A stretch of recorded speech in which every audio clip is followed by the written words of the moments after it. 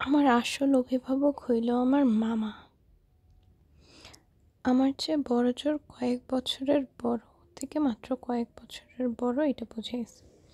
কিন্তু ফুলগুর বালির মতো তিনি আমাদের সমস্ত জীবনটাকে নিজের অন্তরের মধ্যে শুধাইয়া লইয়াছেন। তাহাকে না করিয়া এখানকার এক গণ্ডূষ রস পাইবারও জো নাই। এই কারণে কোনো কিছুর জন্যই আমাকে কোনো ভাবনা ভাবিতে হইত না। ফল্গুর বালি বলতে এখানে বোঝানো হয়েছে ভারতের একটা নদীর নাম হচ্ছে ফল্গু নদী। এইটার হচ্ছে নিচের দিকে পানি থাকে আর উপরের দিকে বালু দিয়ে ভর্তি থাকে। মানে এখানে যে কেউ গেলে প্রথমে বালি দেখতে পারবে, তারপর হচ্ছে পানি। এইটা হচ্ছে ওই ফল্গুর বালির মতো তিনি আমাদের সমস্ত সংসারটাকে নিজের অন্তরের মধ্যে শুধাইয়া লইয়াছেন। মানে হচ্ছে ওই ফল্গুর বালিগুলা যেরকম নদীর পানিটা সবগুলা বাইরে আবরণ দিয়ে আছে, ওই রকম আর কি এর মামাও এদের সমস্ত সংসারটাকে আগলে রাখছে। ওইভাবে তাহাকে না করিয়া এখানকার এক গণ্ডূষ রস পাইবারও জো নাই। তাহাকে না করিয়া বলতে হচ্ছে যেমন ওই অন্তঃসলীলা ফল্গু নদীর পানি পাইতে গেলে আমাদেরকে ফার্স্টে তাহলে বালু যেহেতু আছে, বালু আগে করতে হবে, তারপর ওখানে পানি পাওয়া যাবে। সেরকম ওর মামার সাথে আর কি না কথা বলে এখানকার হচ্ছে এক গণ্ডূষ রস পাইবারও জো নাই। এক গণ্ডূষ বলতে হচ্ছে এক কোষ বা স্বল্প পরিমাণের কিছু পানি, রস এরকম টাইপের। এই কারণে কোনো কিছুর জন্যই আমাকে কোনো ভাবনা ভাবিতে হয় না। এই জন্য আর কি ওর মামা যেহেতু ওদের পরিবারের হর্তাকর্তা সব, এই জন্য ওকে কোনো কিছুর জন্যই কোনো ভাবনা ভাবতে হয় না। ও আবার নিজেই বলতেছে, কন্যার পিতা মাত্রই স্বীকার করিবেন আমি সৎপাত্র। ও আবার নিজের কথা বলতেছে, ও সৎপাত্র কেন পাত্র হিসেবে।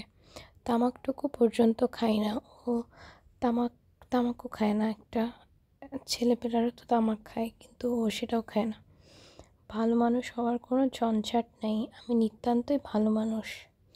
যেহেতু তামাকও খায় না, আবার অনেক ভালো, এটা আর কি ওর নিজের দিকটাও বর্ণনা করছে। মাতার আদেশ মানিয়া চলিবার ক্ষমতা আমার মধ্যে আছে, বস্তুত না মানিবার ক্ষমতা আমার মধ্যে নাই। বলতেছে যে হচ্ছে ওর মায়ের আদেশ ও সবসময় মেনে চলে, কিন্তু ওর মায়ের আদেশ না মানার ক্ষমতা ওর কাছে নাই। অন্তঃপুরের শাসন চলিবার মতো করিয়াই আমি প্রস্তুত হইয়াছি।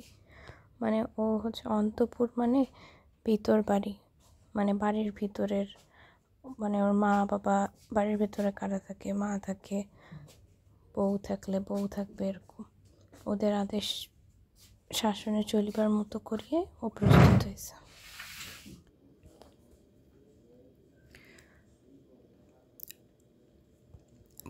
অন্তঃপুরের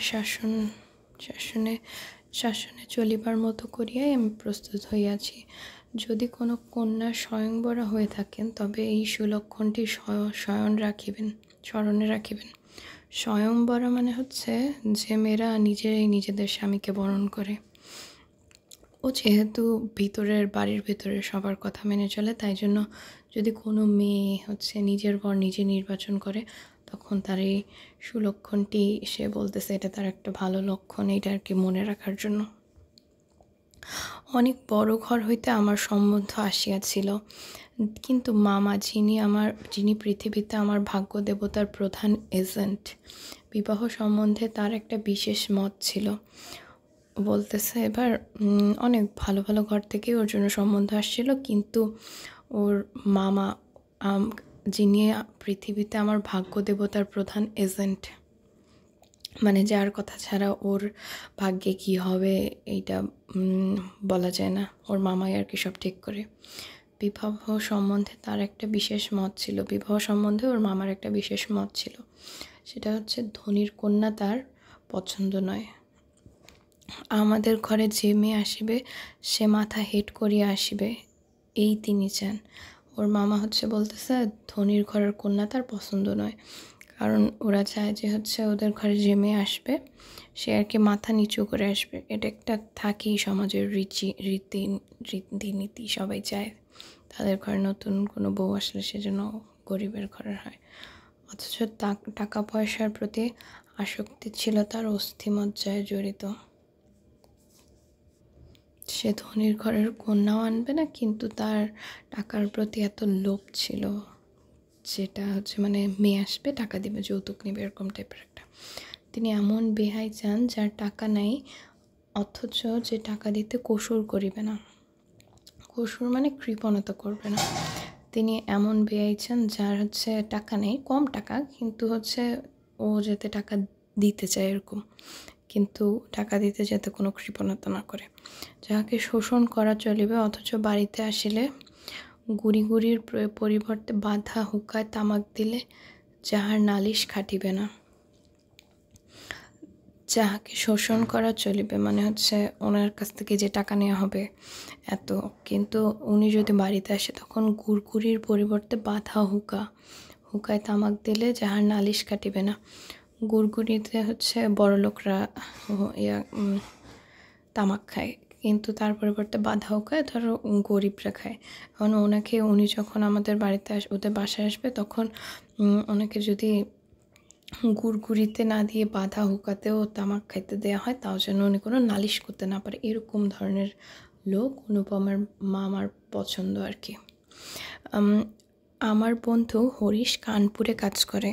এখানে যে হরিশ কানপুরে কাজ করে এটা ইম্পর্ট্যান্ট। সে ছুটিতে কলিকাতায় আসিয়া আমার মন উতলা করিয়া দিল। সে বলিল, ওহে মেয়ে, যদি বলো একটা খাসা মেয়ে আছে। কিছুদিন পূর্বেই এমএ পাশ করিয়াছি। কি পাশ করছে? এমএ। সামনে যতদূর পর্যন্ত দৃষ্টি চলে ছুটি ধুধু করিতেছে। এখন তো আর কিছু নেই, এমএ পাশ করা শেষ হয়ে গেছে। পরীক্ষা নেই, উমেদারি নাই, চাকরি নাই, নিজের বিষয়ে দেখিবার চিন্তাও নেই, শিক্ষাও নেই, ইচ্ছাও নেই। থাকিবার মধ্যে ভিতরে আছেন মা আর বাইরে আছেন মামা, ভিতরে আছেন মা আর বাইরে আছেন মামা। মানে ও এমএ পাশ করছে, এখন যত দূর পর্যন্ত চোখ যায় ওর পরীক্ষা নাই, তারপরে হচ্ছে এখন ও চাকরির জন্য ইচ্ছাও পোষণ করতেছে না, নিজের বিষয় দেখার কোনো আর চিন্তা নেই ওর। তাই জন্য ও বলতেছে এখন ওর মধ্যে যদি কিছু থাকে সেটা হচ্ছে ওর মা আছে ওর মনের ভেতরে, আর বাইরে ওর মামা হচ্ছে ওকে সব কিছু পরিচালনা করার জন্য। এই অবকাশের মরুভূমির মধ্যে আমার হৃদয় তখন বিশ্বব্যাপী নারীরূপে মরীচিকা দেখতেছিল। আকাশে তাহার দৃষ্টি, বাতাসে তাহার নিঃশ্বাস, তরু মর্মরে তাহার গোপন কথা। এই এত অবকাশ, এখন তো আর কোনো কিছু নেই ওর। এই অবকাশের মরুভূমির মধ্যে আমার হৃদয় তখন বিশ্বব্যাপী নারীরূপে মরীচিকা দেখতেছিল। এত অবকাশের মধ্যে ও হচ্ছে তখন আর কি করবে, তাই জন্য আর কি মেয়ে খুঁজতেছিল। এখন তোর বয়স হয়ে গেছে, এখন বিয়ে করার জন্য আর কি ভাবতেছিল। আকাশে তাহার দৃষ্টি, বাতাসে তাহার নিঃশ্বাস, তরু মর্মরে তার গোপন কথা। এটা একটা হচ্ছে ও এই নারীর রূপ মেয়েকে নিয়ে যে আসক্ত হয়ে গেছে এইটা বোঝানোর জন্য এই লাইনটা ইউজ করছে, যে ও এখন সবখানে মেয়ে মেয়ে এরকম দেখতেই থাকে, ভাবতেই থাকে। আছে না কিছু ছেলেপেলে, আকাশে তাহার দৃষ্টি, বাতাসে তাহার নিঃশ্বাস, তরু মর্মরে তাহার গোপন কথা। কি লাইন ইউজ করছে। আজকের জন্য এইটুকুই। আমরা ছোটো ছোটো শর্ট ভিডিও করে পুরো গল্পটা শেষ করার চেষ্টা করব, যাতে কারো বিরক্ত না এসে যায়। তাই জন্য আর কি ছোটো ছোটো ভিডিও করার চেষ্টা করতেছি। 10 মিনিট করে হবে হয়তো বা একটা করে পার্ট। আমরা হচ্ছে 1 2 3 4 এইভাবে দিয়ে দিব, আপনারা দয়া করে দেখে নেবেন। আর আমাদের নতুন channel like, share and subscribe করে পাশে থাকবেন। ব্রেইনস্টর্মের সাথেই থাকবেন। ধন্যবাদ।